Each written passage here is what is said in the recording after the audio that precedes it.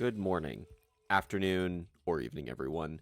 My name is Elivaras, and welcome to another episode of Let's Learn Root. Last time, we were going through the tutorial on the Erie dynasties and made some pretty good progress, and I think hopefully explained the faction pretty well to those that were new to it. And today, we are going to go ahead and learn the next faction on the list to get you guys even more familiar with the game and with the factions. And thus, we are going to be playing through the tutorial Critters Unite, Learn to Play the Woodland Alliance. I'm going to talk through what they present, the efficacy of it, the important things you want to note when you're playing the Woodland Alliance, and other things. So, at least what makes sense for a beginner. So, the upstart Woodland Alliance wish to unite the creatures of the forest and revolt against their oppressors. They score by spreading sympathy for their cause across the woodlands. Being the underdogs, we won't start with any warriors or buildings on the map. Instead, we begin with 3 supporters that we can spread sympathy tokens for our cause with. Each clearing where we can spread sympathy has a supporter cost. You'll note our supporters are in the bottom left here in this kind of rightmost section of our card. Spend a fox supporter to spread sympathy in the fox clearing below. So we have 1 fox supporter. We're going to click here and spread fox sympathy. We can spread sympathy multiple times in 1 turn if we have the supporters, so long as we expand from an existing sympathetic clearing. And the reason we got to choose one there is because there were no existing sympathetic clearings. So when there are none, you get to choose which one you spread to first. And then off that, we can only spread sympathy to connected clearings. So, or rather, adjacent clearings. Select a second clearing to spread sympathy to. So it wants us to spread to this bunny with our bunny supporter. Something to note is we could also come down this way because we have a mouse and a bunny supporter left. So we could spread to this mouse one down here and then even further to this bunny one as well. And the game's setting us up here for us to go to this bunny and then the mouse up there. Nice work. Placing our second sympathy scores us 1 victory point. Select your avatar to learn more about scoring sympathy. So one of the things that's pretty interesting is that as we go higher on the sympathy track, gaining sympathy costs more supporters and scores more victory points. And you'll see it ramps quite quickly, but there's distinct brackets for supporter costs, which is very, very important. So our first 3 sympathy only cost a single supporter each. Our second 3 cost 2 each. And our third 4 cost 3 each. At the start of daylight, sympathy contributes the suit of their clearing towards paying crafting costs, just like the Erie Roosts and the Marquee Workshops. So let's get crafting. So we have placed a sympathy in Fox, Bunny, and Bunny. We didn't place our mouse one because we didn't want to for some reason. But because of that, we have 1 Fox crafting piece available. So we're going to go ahead and craft this crossbow, I suppose. Nice. Now, use Mobilize to turn the remaining cards in our hand to supporters. You can't hold more than 5 supporters until you build a base, so we mobilize the rest. Okay, now we have 2 Fox supporters. Interesting. The revolution has awakened, but for now, it is time to rest. So we get 1 single card. Don't listen to this woodland rabble. Ignore this heresy. The Marquis is your rightful ruler. So building a workshop or a sawmill, they're going to recruit. Going to move some units to guard things. All right, building and support was just the beginning. Now it's time to rise up and revolt. Select the clearing below. We must spend 2 supporters matching the suit of the clearing to cause a revolt. Right, so there's some few things to talk about here. So in order to revolt in a clearing, you need to have 2 matching supporters that match that clearing. Now, if I'm the Marquis, right, why if I already have a building here, and this clearing is extremely connected, which you'll learn is really dangerous when you're facing the Woodland Alliance later, but it's completely unrealistic to expect in your average game that if you put a sympathy token here, that the Marquis are not just going to kill it, right? Like, this is they already have a building here. This is like right next to their keep. They do not want you here. It's so well connected. They want control of this clearing. This is really good for them. They can funnel out troops from their keep, defend their borders. Like, this is so good. So it's really unrealistic to expect that you would actually get a revolt like this off. And in fact, usually at the start of your first turn, you want to spend all of your sympathy spreading, generally, unless you're sure that your tokens won't get that you put like 2 tokens down and they won't get cleared out, and then you're saving the third one for a revolt. Now, what you'll notice we did is on this turn, we actually did not spend our mouse as guided by the game, which was a little odd. We should have probably spent our mouse up here and just had an extra sympathy on the board, because we're not doing anything with the mouse. Like, we don't have a mouse clearing we're about to revolt in. There's no point of keeping this around for no reason, especially because it's possible for us to get up to 5 supporters and then get no more supporters. And the way you get supporters, which we'll probably talk about soon, is by people triggering outrage by either moving into a sympathetic clearing or killing a sympathy token. I'd also like to touch on the crafting we did. We crafted the crossbow turn 1, and then mobilized the 2 fox cards we had. If you're very sure you're gonna revolt in fox, like, that makes sense. And generally, as the Woodland Alliance, you actually want to mobilize your entire first hand, even if you have ambushes, even if you have really good cards, unless it's like a game-breakingly good crafted improvement, like Propaganda Bureau. But usually you want to mobilize your whole hand. You don't really want to be crafting anything in your starting hand, because you want your base up as soon as possible. So this 2 supporters matching the suited clearing to cause the revolt, you want this to happen as fast as possible. That is way more important than getting 1 point for crafting a crossbow, for example. So you generally just want to, like, put all your sympathy down and mobilize everything. Now, you can run into situations where crafting makes sense based on what your starting supporters are, because you're going to get 3 cards out of the deck, and you're also going to get 3 random supporters, which, the way their supporters are handled are you effectively get dealt 3 cards into your supporters at the start of your game.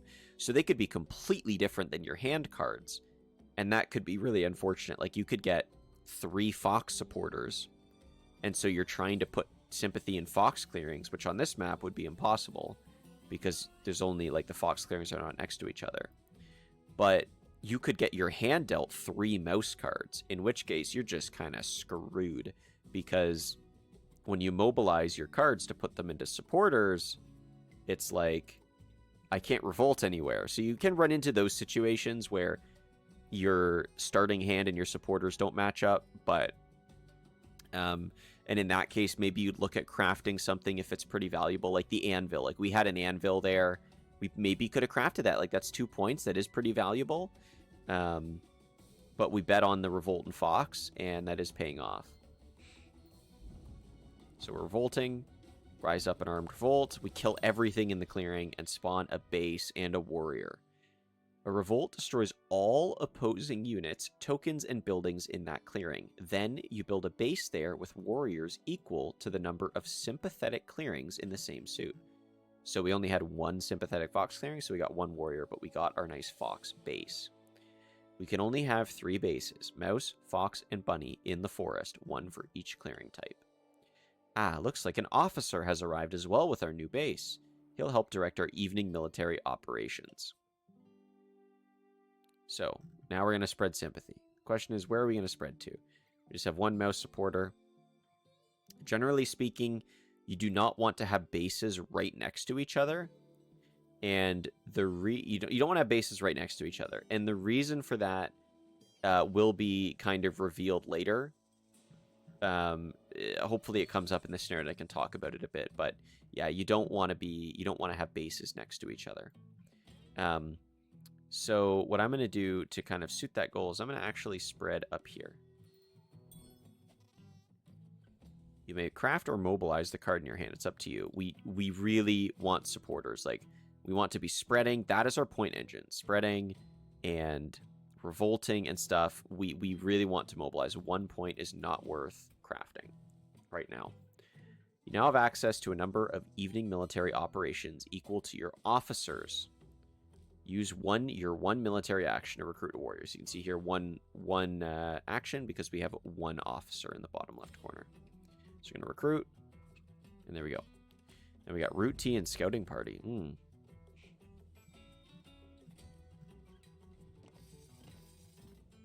Time to quell these rabbit rousers. So the cats are charging in. When an opponent moves warriors into a sympathetic clearing or destroys a sympathy token, it causes outrage. This forces your opponent to add a card from their hand that matches the clearing that they triggered outrage in to your supporters. So they now need to add a fox card from their hand into our supporters. If they did not have a fox and they had a bird card instead, the bird card would get added. And if they had neither, you'll just get a card from the deck into your supporters. So you'll find when playing against the Woodland Alliance, it's actually very beneficial, especially as cats, because you want your bird cards to like spend your bird cards first on extra actions and then attack Woodland Alliance and give them nothing and just to let them top deck cards into their supporters. You're being attacked. Thankfully, the Woodland Alliance are masters of guerrilla war. When defending, you take the higher die in combat as if you were the attacker. This makes marquee, well, not marquee, but any attacks on your bases without overwhelming force extremely difficult. Like, if you ever see a Woodland Alliance base with 3 or more warriors, the likelihood is it is never being attacked until there are less warriors on the base, because you move them out to do things. The Woodland Alliance player moves them out to do things, or someone uses like certain ways to reduce the warrior count. Like they craft the card False Orders to order half the Woodland Alliance troops to move off the base. We've been outfoxed. They're going to use field hospitals to recruit their guys.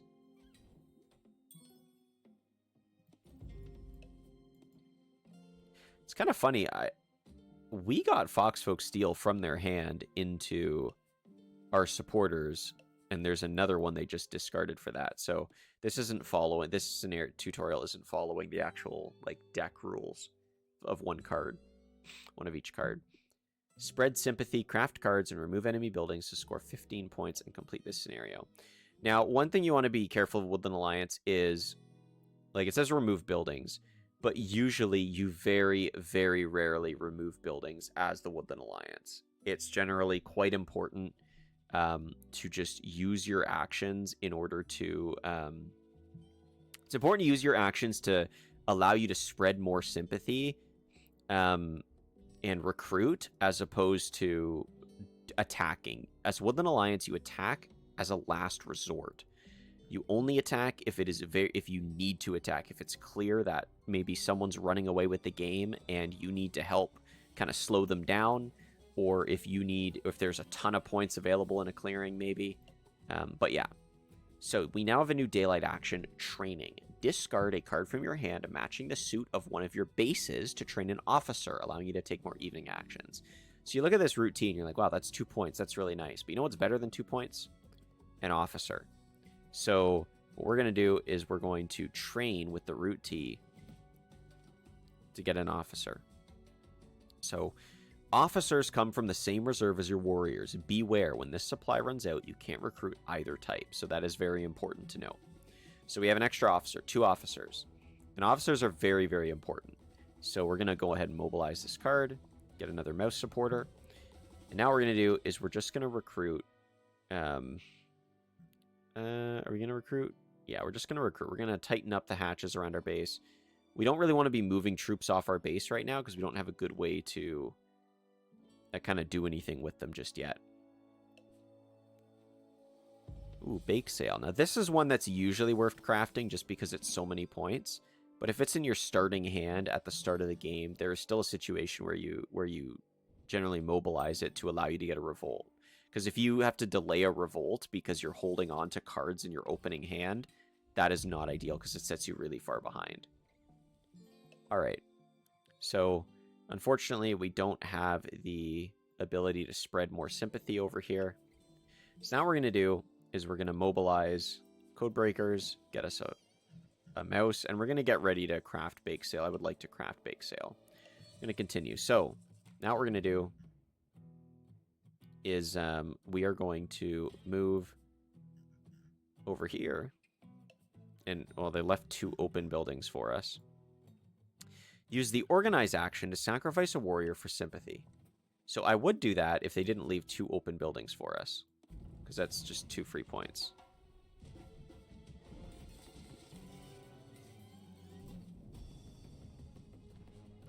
So don't do this as the marquee, and you won't see this very often.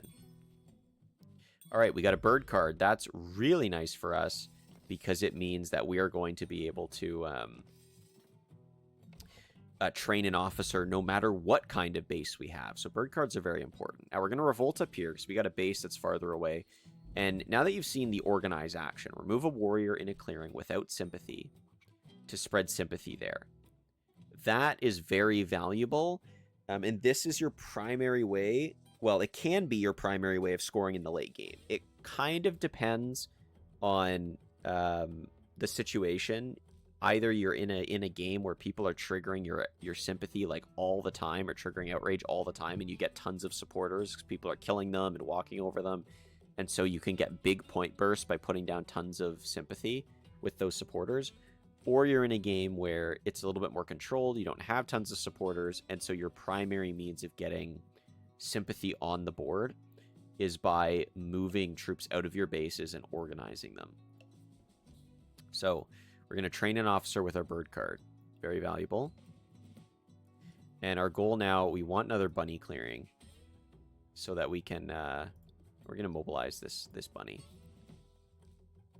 We want another bunny clearing so that we can craft this coins.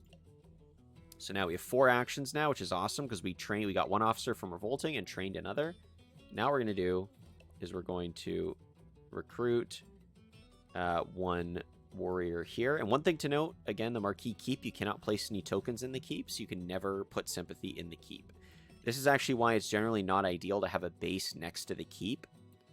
However, we're in a clearing commonly referred to as Texas because of the 5 points of a star. And this is the most well-connected clearing on the autumn map, and as such, it is an extremely valuable Woodland Alliance base. If you're ever in a game with the Woodland Alliance and they get this clearing turn like 1, 2, 3, you should be very concerned because that is a huge problem. So we're going to go and move here. Now what we're going to do is we're going to organize him and organize him. We're getting more sympathy. And so a few more things I want to talk about regarding sympathy. You'll notice here, this amount of supporters you spend goes up as you get through each bracket. But there is actually another very important point. And it's not listed here. And it's listed on the actual physical board game board. So it's hard to tell when you're a new player how this works. But there is something called martial law, and it is extremely important to know what this is when you're playing with an alliance. Martial law applies to any clearing that has 3 warriors, at least 3 warriors, of the same faction in it that is not your faction. So the cats, let's say the cats have 3 warriors in this faction. This clearing. This clearing is under martial law. Any clearing under martial law requires you to spend an extra supporter to spread to it. So what you'll find is one of the ways people contain the Woodland Alliance is they try and keep them down to this starting kind of 3 sympathy and kill the sympathy past that. And so it costs them 2 supporters, but then if they can, they will stock up lots of warriors in clearings surrounding the Woodland Alliance base. Or not necessarily the Woodland Alliance base, but the Woodland Alliance sympathy tokens, wherever they may be, forcing the Woodland Alliance to spend up to 3 supporters, which is a lot for a 1 measly point. And And that is why martial law is so important, because if you find yourself in a position where you're spending 3 supporters for 1 point, you have to ask yourself, is it worth it to spread? Do I really want to spend 3 supporters? Sometimes the answer is no. Sometimes the answer is, what I'm going to do is move warriors out of my base and organize with them, because organizing doesn't cost any supporters, which is why this is such a good use of your time in the later game, and usually the way you're actually going to score a lot of points with the Woodland Alliance, because organizing is so valuable, you don't have to spend any supporters for it.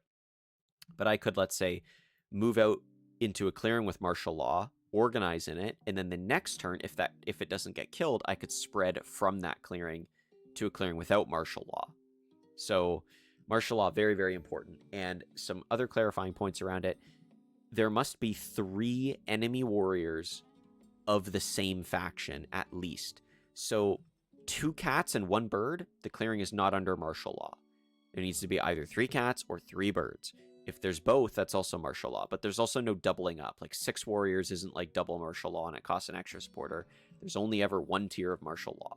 And so what you'll find is Woodland Alliance players, as you get more experience with the faction and you see people more experienced, is that they'll tend to hold on to supporters if they need to spend a ton of them to just place a single piece of sympathy. Because if I have to spend 3 sympathy to get 1 point and it's not opening up like any clearings I can immediately spread to after that, you have to ask yourself, is it even worthwhile to spread there and spend all those supporters when I could, for example, get a few more supporters and make a breakthrough? Because your ideal would be, let's say this clearing is under martial law.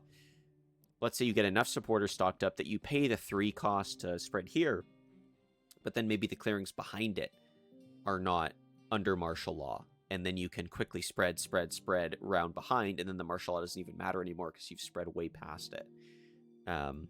But these are the kind of things that can be tough decisions, and it's hard to give a blanket statement on what you should do. Now here we're getting to the point where we're getting ready to burst in the end game. We've got a root tea, a bake sale. Like, we got 5 points of craftable, so we can craft all of them right now. So we're probably going to want to do that. Now, what this tutorial hasn't taught us is what happens when a base is destroyed. And you'll notice if you hover over the base, it tells us, and it is punishing. Whenever a base is removed, the Alliance must discard all supporters of the matching suit, including birds, and remove half of their officers around it up. If you lose a base, you're going to lose, let's say I lose this mouse base. I'm going to lose all my mouse supporters, and I'm going to lose all my bird supporters, and I'm going to lose half my officers. This is the primary way Woodland Alliance gets checked when they get too far ahead, is people start blowing up bases. Now, the reason I'm telling you this is because we have a revolt phase. We could revolt, but generally the advice you're going to hear is do not exceed 2 bases, except in very specific circumstances. And the reason for that is because when you get 3 bases and you have a lot of officers, your warriors are spread very thin. And when they're spread really thin, even though you take the higher dice on defense, it's possible someone just rolls a 1-1, or you roll a 3-3, or a 2-2, or a 3-2, or a 3-1, or whatever, and they kill your 1 defending warrior, and then they blow up a base. So generally, you actually do not want 3 bases on the map at the same time. So unfortunately, we just have a ton of bunny, or we have 2 bunny supporters, and we have nowhere we can spread to, so that's kind of unfortunate. What we're going to do is we're going to just craft a ton of stuff. We're going to craft our bake sale. Get some coins. And then we're going to craft root tea. Get some more points. That's huge. And then we're just going to go ahead and mobilize our supporters. And now what we're going to do is we're just going to move. And we're going to organize for the win.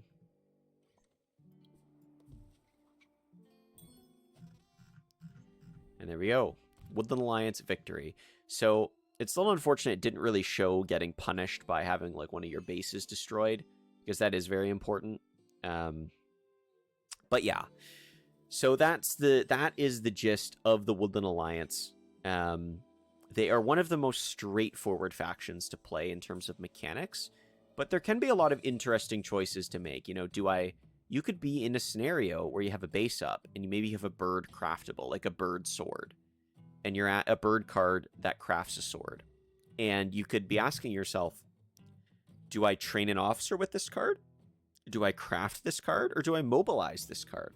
Having bird supporters is very useful because then you have the possibility of revolting in just about any clearing, or in any clearing if given the opportunity to. So bird supporters are great. Having an officer is fantastic. Officers really enable you to get a lot of that late game burst that Woodland Alliance is known for. And crafting the card, I mean, it's 2 points, right? It's going to depend on the game situation. A lot of the time, you'll find the answer is to just train the officer. Other times, it's to mobilize. And sometimes it's to craft if you're going for a late game point burst and you have enough officers and enough supporters. One thing I will state about the Woodland Alliance is people will police you, and they will police you hard, and you can't get upset. It is the reality of playing the Woodland Alliance, because it is very possible, and happens all the time, that the Woodland Alliance can pull off a massive point burst while being very behind in points. It might look like, we're all at 20 points and the Woodland Alliance is at 12, but they can, under the right circumstances, pull off 15, 16, 17, 18 point bursts, even higher, in the very rare situations where they have a ton of supporters, they have a lot of officers and actions, and they've got craftables in their hand. Like, Woodland Alliance is known for pulling out massive point bursts, and so it's very important that just because the Woodland Alliance is behind, you don't get complacent with them. And also, if you're playing the Woodland Alliance, to not give up because you're behind in points and people are hitting you. You have to recognize that as the Woodland Alliance, you are public enemy #1 in a lot of your matches because of how high you can burst in points. Like, if you just picture a turn, right? Like, you saw the end of that, you saw the end of our sympathy track, right? Like, in your 4th band, you're getting 3 points per sympathy, 4 points per sympathy. You imagine you get there by spreading, and then you just move and organize some units. Like, you're getting 4 points per sympathy. That's insane, right? You're able to do that twice on a turn. That's 8 points, not counting anything you spread or crafted. So that's why Woodland Alliance is very feared, and why you will get policed when you're playing the Woodland Alliance. So don't be discouraged. If you're playing them, and if you're against them, keep a very keen eye on them. It does not mean they're always a threat. It is possible to over-police the Woodland Alliance. It is possible to just never feed them supporters, to just kill their bases a lot because they're not defending them well, to just keep them trapped in a corner of the map. Sometimes Woodland Alliance players will get lured into this false sense of, like, I need a base really badly, and revolt in a clearing that's really bad for them to revolt in. There's actually some really awful clearings to revolt in on certain maps, especially with the cats. In particular, you could revolt in a clearing that is adjacent to the keep, but only has one other exit. And you'll notice one of those clearings, if we were to go back into the game, would be the bottom fox clearing is adjacent to the bottom left corner and the bottom right corner. And if you have a keep in one of those corners, you're unable to spread to the keep, and you only have one place you can spread to from your base. You only have one place you can move your warriors out from. So that can actually be a huge liability if you revolt in the wrong spot. So there's a lot of things you'll learn, kind of minutiae about the Woodland Alliance as you play, and hopefully through this I've been able to set you up pretty well. So that's about it. Next time we are going to look into the next faction on the list, which I believe is the Vagabond. So for now, I would like to thank you all for watching. Have a great rest of your day. Cheers, guys.